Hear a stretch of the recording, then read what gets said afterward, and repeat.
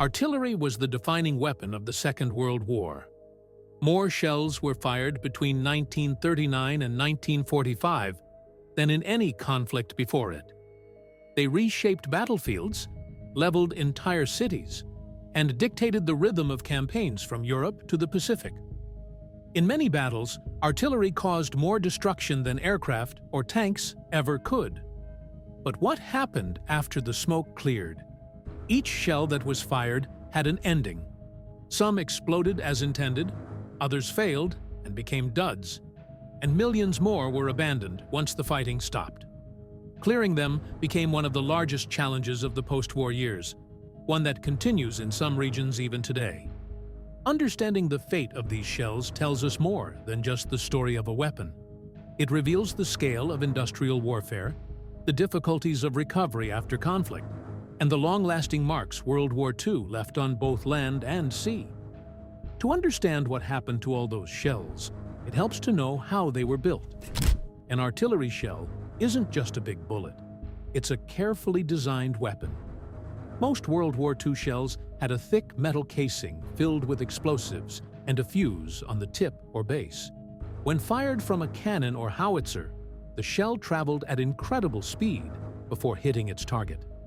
If the fuse worked, it set off the explosive inside, blasting the shell apart into thousands of deadly fragments. But not every shell was the same. Armies used different types depending on the mission. High explosive shells were the most common, designed to shred enemy troops or smash buildings.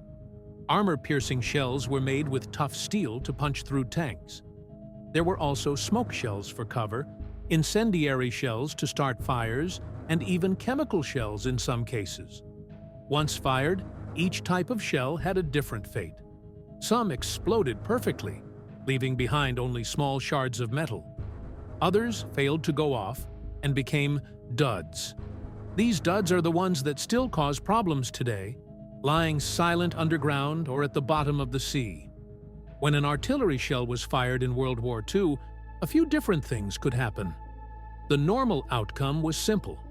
The shell flew toward its target, the fuse triggered, and the explosive charge went off. In that instant, the shell casing shattered into sharp fragments that tore through anything nearby. Most shells fired in the war ended this way, exploding and leaving behind nothing more than a crater and scattered bits of metal. But things didn't always go as planned. Sometimes the fuse didn't work, or the shell hit soft ground that didn't set it off. These failures created what we now call duds, or unexploded ordnance. To a soldier in the middle of battle, it just meant one shell didn't explode. But to people decades later, it meant hidden dangers waiting under soil, in rivers, or even inside old buildings. There were also cases where shells broke apart in the gun barrel or flew off course. Some landed in places nobody noticed, buried themselves deep, or rolled into rivers and lakes. Armies fired so many shells, billions of them, that even a small percentage failing to go off left an enormous number of live explosives scattered across battlefields. In short, while most shells did their job and exploded, millions didn't. And those are the ones that still shape the world we live in today. When the war finally ended in 1945, the world was left with more than ruined cities and broken armies. The ground itself was littered with millions of unexploded shells, bombs, and grenades. Clearing these weapons became one of the first big challenges after the fighting stopped. In many places, teams of soldiers and engineers worked through battlefields, collecting leftover shells and either blowing them up safely or hauling them away for recycling. The metal casings could be melted down and reused, which was valuable in countries trying to rebuild. But not everything could be handled so neatly. Dangerous or unstable shells were often destroyed on the spot with controlled explosions. For huge stockpiles of unused ammunition, governments sometimes took shortcuts. One common method was sea dumping, loading old shells onto ships and pushing them overboard into the ocean. This was especially true for chemical weapons, which were too dangerous to store. At the time, people thought the sea would swallow them forever. Today, we know those dumps still leak poisons, Despite these efforts, the job was overwhelming.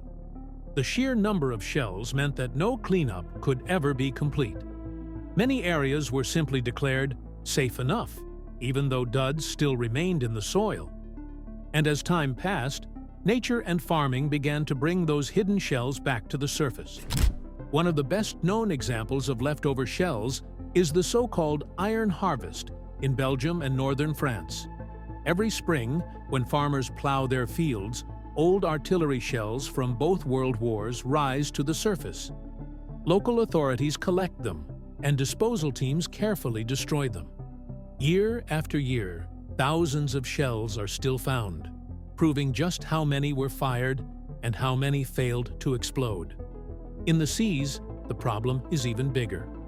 After 1945, Allied forces dumped vast amounts of German chemical weapons into the Baltic and North Seas.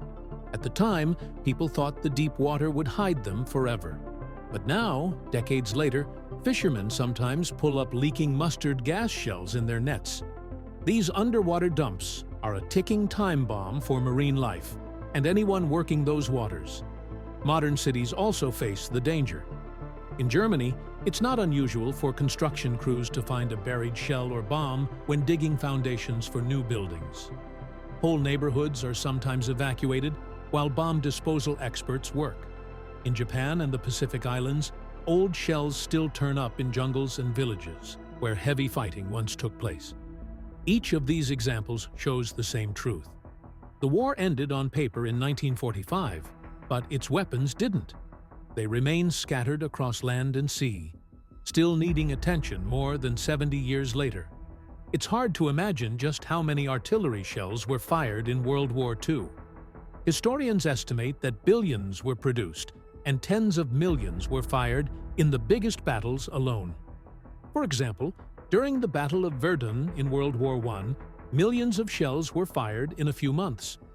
By World War II, production and firepower had grown even larger, with battles like Stalingrad or Normandy involving staggering amounts of artillery. The failure rate of shells, those that didn't explode, varied depending on the quality of the fuse, the conditions, and the type of shell.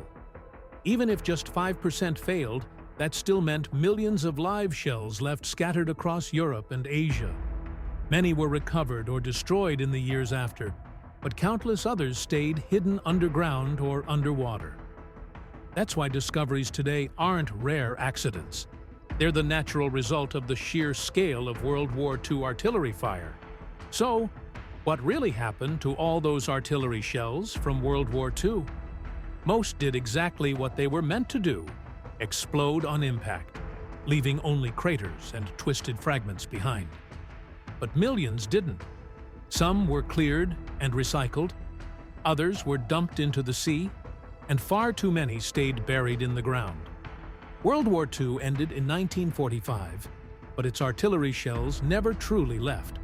Some exploded, some were recycled, and many remain hidden beneath fields, forests, and seas. Their presence is a silent reminder of the scale of the conflict, and the fact that war's impact doesn't vanish when the fighting does.